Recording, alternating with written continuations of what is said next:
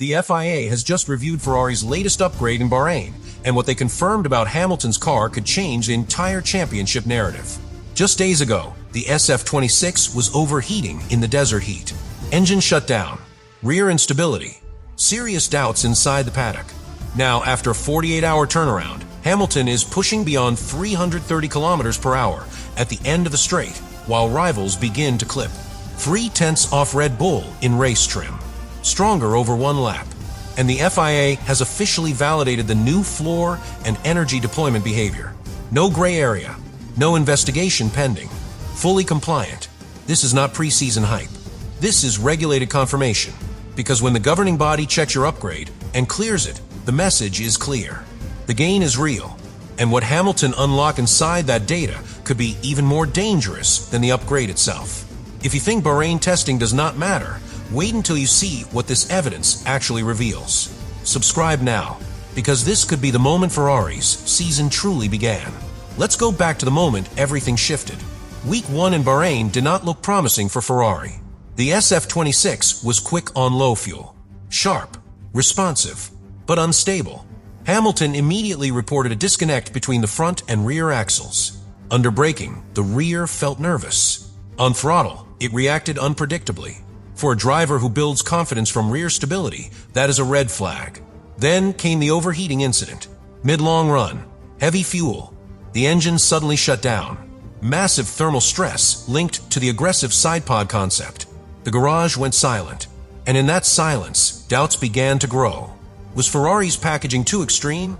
Had they sacrificed reliability for aerodynamic efficiency? But here is where the story changes direction. Ferrari did not defend the concept. They reacted. Fast. Revised side pods arrived. More importantly, a new floor with subtle but critical modifications. Not cosmetic changes.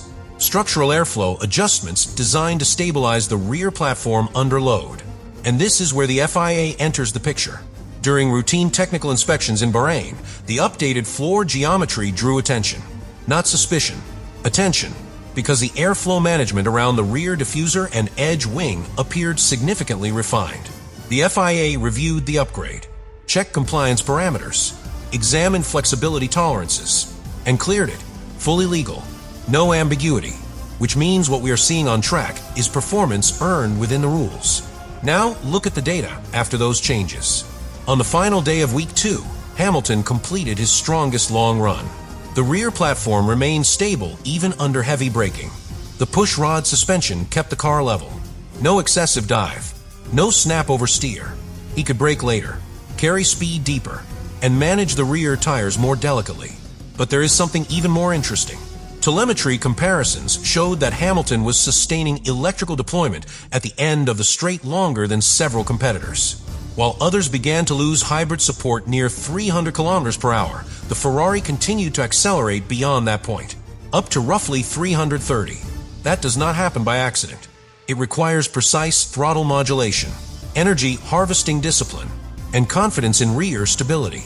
And according to internal feedback, Hamilton identified differential behavior traits that influenced how the upgrade package was configured. Fred Vasseur openly admitted that Hamilton detected mechanical nuances even the sensors did not fully highlight. That is experience translating into direction. And direction is what Ferrari lacked in previous seasons. But the numbers tell a balanced story. In race trim, the gap to Red Bull remains around 3/10 per lap. Verstappen's long-run average was slightly stronger. Ferrari still shows moderate rear tire degradation after roughly a dozen laps. That remains the Achilles heel. However, over a single lap, Ferrari appears marginally quicker, which means qualifying could become a genuine opportunity. And that changes race strategy entirely, because track position in Bahrain is critical.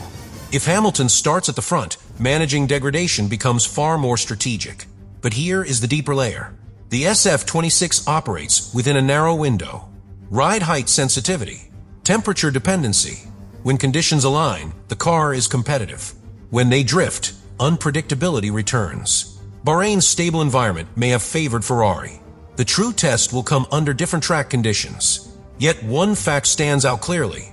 Ferrari responded to crisis in 48 hours, delivered a functional upgrade, received FIA confirmation of legality, and aligned the car more closely with Hamilton's driving DNA. That is not just development. That is cohesion. The real question now is not whether Ferrari improved. They clearly did. The real question is whether this trajectory continues once competitive pressure intensifies. Because if Bahrain testing marked the moment the project truly aligned with Hamilton, then the championship conversation may have just shifted. Now we move into the part that really determines whether this is a preseason illusion or the beginning of something much bigger. Because upgrades in testing are one thing. Sustaining them under pressure is another. After the revised floor and side pods were cleared and fully integrated, Ferrari focused on long-run correlation, heavy fuel, consistent lap sequences, no headline chasing. And this is where the pattern becomes interesting. Hamilton's degradation curve was not flat. Red Bull still showed slightly stronger consistency over extended stints. But Ferrari's drop-off was controlled, measured. After roughly 12 laps, rear tire wear began to appear. Not dramatic, not chaotic, gradual. And here is the key detail. Hamilton was adjusting mid-stint. Subtle lift before braking zones. Progressive throttle application on exit. Not losing straight line momentum, but protecting the rear axle just enough to delay thermal saturation. That kind of adaptation does not show in single lap highlight. It shows over 15 laps, over 20 laps. And it tells engineers something critical. The car responds to precision, is not fundamentally flawed. It is sensitive, and sensitivity can be refined. But here is where the FIA confirmation matters even more. When a team brings a major floor adjustment mid-test, rivals look carefully. They question flex behavior, edge wing tolerances, diffuser sealing characteristics. The governing body inspected the geometry and confirmed compliance, which means Ferrari's rear stability improvement is structural, not circumstantial. That removes doubt. And doubt in Formula One spreads quickly if not addressed. Now consider the psychological layer. Hamilton has repeatedly said this is the best feeling he has had in a car in a long time. That statement carries weight, because confidence transforms how a driver attacks a weekend. Braking points become later. Throttle commitment becomes earlier. Energy deployment becomes more strategic. And when confidence aligns with legal, verified upgrades, development accelerates. But the challenge remains clear. 0.3 per lap in pure race pace still separates Ferrari from Red Bull. Over a full Grand Prix, that gap accumulates, which means Ferrari's margin for error is small. Qualifying becomes essential. Track position becomes critical. Strategy execution must be flawless. And that is why Bahrain testing feels so important. Not because Ferrari is suddenly dominant, but because for the first time in recent seasons, crisis turned into direction within days. Overheating problem. Identified. Addressed. Rear instability. Analyzed. Stabilized. Upgrade inspected. Approved.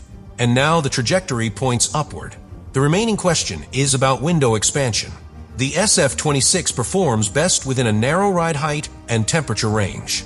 If Ferrari can widen that window slightly, stability under varying conditions improves. If they cannot, inconsistency returns when track conditions shift. And that will define the early races. So the urgent headline is not about controversy, it is about confirmation. The FIA reviewed the upgrade, cleared it, and the performance gain is real. Now the championship conversation changes tone. Because when legality, driver confidence, and development speed align, momentum builds quietly. And momentum, once established, becomes very difficult to stop. And now we arrive at the final layer of this story. Because upgrades, legality, and pace are only part of the equation. The real shift in Bahrain is strategic. Ferrari is no longer reacting blindly. They are reacting with precision. When the overheating issue shut the engine down in week 1, there was a real fear inside the paddock that the SF26 might be another fragile concept. Fast, but unstable.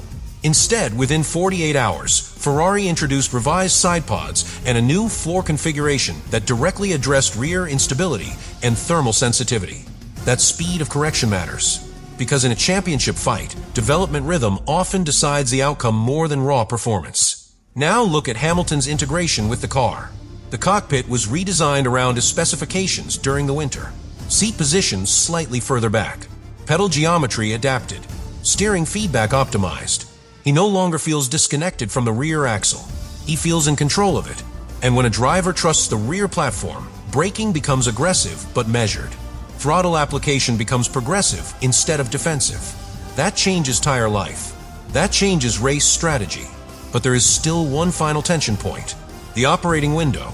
The SF26 is extremely quick when temperature, ride height, and balance align, yet remains sensitive. A few degrees of track temperature shift, a gust of crosswind, slight ride height deviation, and stability can fade. Bahrain's conditions were relatively consistent. The real stress test will come when variables increase: cooler circuits, high wind tracks, mixed grip environments. If Ferrari can widen that operating window, the 3/10 gap to Red Bull becomes attackable. If they cannot, inconsistency returns. But here is why this moment feels different. Hamilton's long run showed moderate degradation after roughly 12 laps, but controlled and predictable. Not collapse, not chaos, controlled decline. That tells engineers something powerful. The weakness is manageable, not structural, and that distinction changes development direction, because structural flaws require redesign. Manageable weaknesses require refinement. The FIA confirmation of the updated floor's legality removes distraction. There will be no technical controversy overshadowing performance. No protest narrative, just pace and momentum. Ferrari now heads toward the opening Grand Prix not as overwhelming favorites, but as legitimate contenders. Verstappen remains the benchmark. Red Bull's race pace remains marginally superior. Yet for the first time in recent seasons, Ferrari looks synchronized. Driver, car, development path, all aligned. And in Formula One, alignment is dangerous. Because when a team finds correlation between driver feedback and aerodynamic behavior early in the season, upgrades become more targeted, more efficient, more impactful. The question now is not whether Ferrari can fight for pole in Bahrain. The data suggests they can. The question is whether they can maintain tire performance over a full race distance under pressure. Because if Hamilton manages degradation while maximizing that sustained top and deployment advantage, if Ferrari continues reacting with this level of urgency, if the operating window expands just slightly, then the championship narrative shifts from hopeful rebuild to calculated pursuit. And that is why the FIA's review matters. Not because it exposed wrongdoing, but because it confirmed legitimacy, which means what we are seeing is real. And if this trajectory continues, Bahrain preseason testing may be remembered not for the overheating scare, but for the moment Ferrari proved they could respond, adapt, and align around Hamilton's direction. And when that happens, a title campaign stops being a dream. It becomes a possibility.